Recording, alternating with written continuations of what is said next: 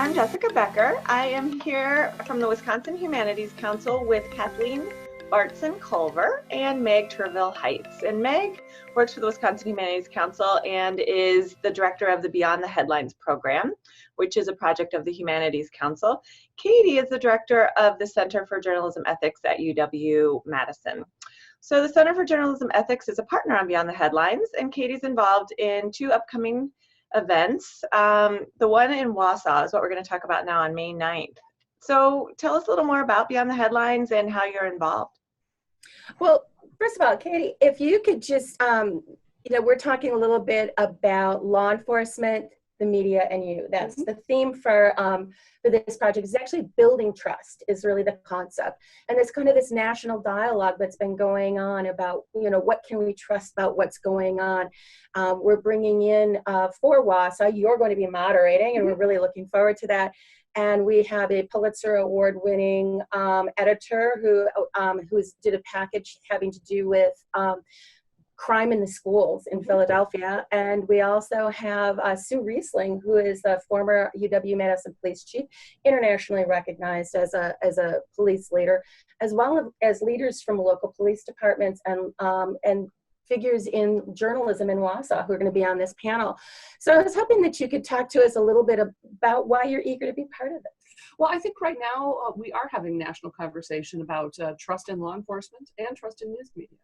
And given that journalists are a principal check in communities against powerful institutions to make sure things are going the way they should be going, I think this is a great moment. Trust in policing, trust in journalism, both hot issues. So the perfect time to have that kind of rich community conversation. Yeah, what kind of things are you eager to talk about on that panel? So I'm eager to talk about, of course, my interest in journalism ethics, how we maintain the lines of independence so we don't become, too dependent on our sources, say police sources, for instance, while still getting close enough to be able to understand what's going on. Do we really know enough about an institution to be able to cover it effectively? I also want to talk about who is a voice for who in a community.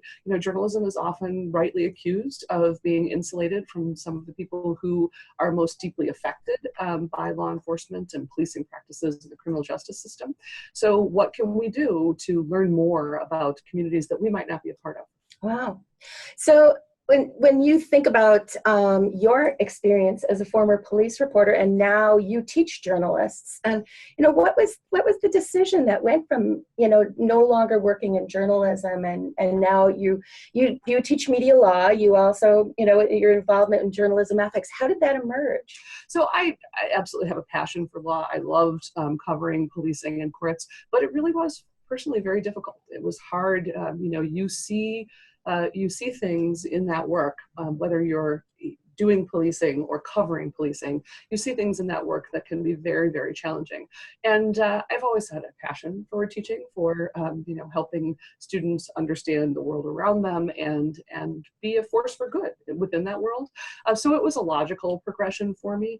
I've continued to maintain an interest in law and law enforcement, but also I really have had this move toward ethics because I'm interested not just in law, so law tells you what you can do, but ethics tell you what you should do. And so I'm interested in that reasoning and how we get to justifiable decisions. Oh, and so one of the things that I'm hoping to get from this as well is, what do you think that people should understand about journalism, or about, kind of the challenges of both media covering the police and, what police can tell media, and the whole bigger issue of transparency so that the public understands what's going on? Yeah, I think sometimes in journalism we do a really bad job of talking with people about the difficult decisions we make.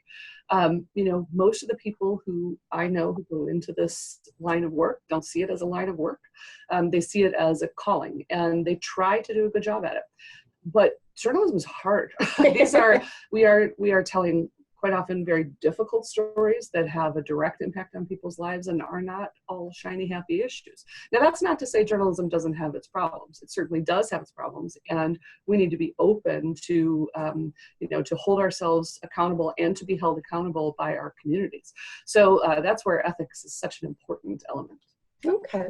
And so you mentioned ethics and the Center for Journalism Ethics. Can you tell me a little bit about why it was important to you to be involved in the Beyond the Headlines program? Because I think programs like this do exactly what is so needed right now, and that is for news organizations and individual journalists to engage with the public, to be out there. It's not enough to just tell stories. We have to be out hearing people, actually listening to what's going on. So this is the opportunity to be part of a community conversation, and I'd love to seize that opportunity. Wonderful. Well, Katie is going to be the moderator for our May 9th event in Wausau at the North Central Technical College. And so we're really looking forward to seeing you all come out and find out what's going on with Beyond the Headlines program.